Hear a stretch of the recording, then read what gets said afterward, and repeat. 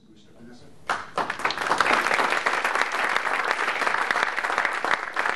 Thank you for being all here today.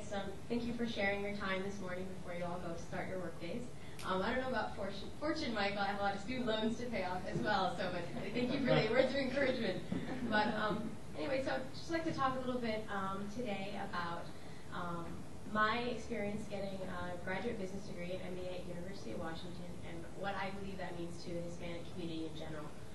To me, the Hispanic community is a very entrepreneurial community. And this goes back to my own family, who my mother and her 8 brothers and sisters throughout the 70s, about the course of about 10 years, came from Colombia as students, as workers, and at one point or another, all of them have had their own small business. So for me, it was a natural step when I graduated from college and was looking at a not so great job market in 2003 to say, hey, well, if I can't find a job, maybe I can make one up. So I turned part-time sewing jobs, my mom's a seamstress, into a full-time clothing business, which I did for about 2.5 years, partly in college, partly Boston and Seattle, until I decided to go get my MBA. And the reason why I decided to go pursue a graduate business degree is because I'd reached a ceiling. And so, Carlos, when you talk about who's your CPA, who's your webmaster, who's your this, who's your that, I remember that experience of kind of trying to be a one-man band and how, you can see a Nordstrom, you can see a big clothing business, and you can wonder, how do they do it? How does it really work? And you're just kind of figuring it out. You've got your work ethic that your parents have given you. You have your drive, but you don't really know how those pieces all work together. So I was very lucky. I kind of got tapped on the shoulder by a college advisor during a sales trip out to Boston, and he said, why don't you look into business school? Have you thought about it? So I said, yeah, business school. That kind of makes sense. And that kind of just started me on the journey that I'm about to end now. In about 5 weeks, I graduate and start full-time at Starbucks, which is an entrepreneurial company. So I've ended up kind of more on the corporate entrepreneur side.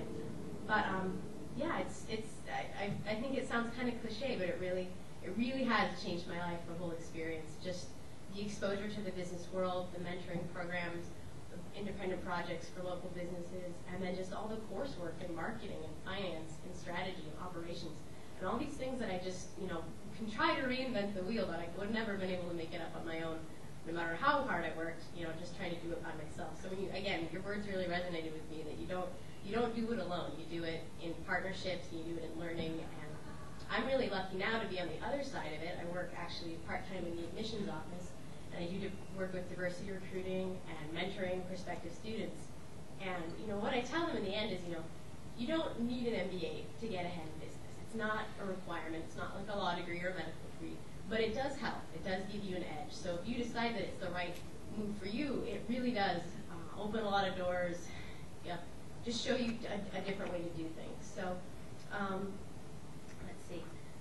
Yeah, I think that's kind of just a few words I wanted to share with you guys today. And I want to thank Michael, Rochelle, BEC, the Gondara brothers, Ernie Aguilar, everything for the scholarship I've received this year. It's really meant a lot to me. And again, yes, with the fortunes I make, Michael, I hope soon to be giving back to it as well. So thank you again very much for your time.